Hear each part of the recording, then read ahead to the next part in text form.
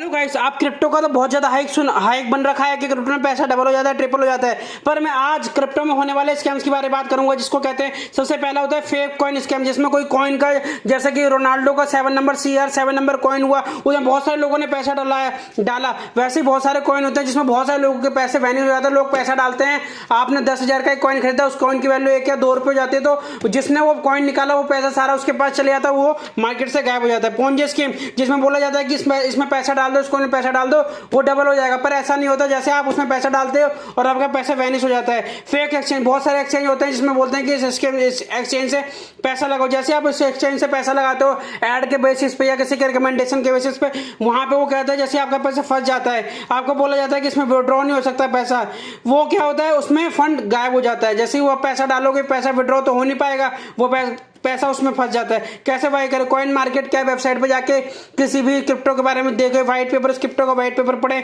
और सेबी के अलर्ट्स देखें और मार्केट में न्यूज देखें, क्योंकि इसका कोई जेन्युइन सोर्स तो होता नहीं। इसमें मार्केट में होने वाली न्यूज के बारे में देखें और उस क्रिप्टो में पैसा लगाना बहुत ज्यादा रिस्की होता है, पर सोच समझ के लगाओगे तो अच्छा प्रॉफिट भी हो सकता है। टेलीग्राम, फ्लूक और फेक इन्फ्लुएंसर से हमेशा बचे रहें, क्योंकि इसमें बहुत ज्यादा फ्रॉड होने के चांस होते हैं। बहुत सारे फेक इन्फ्लुएंसर जो क्रिप्टो कंपनी से पैसा लेके उसको प्रचार करते हैं।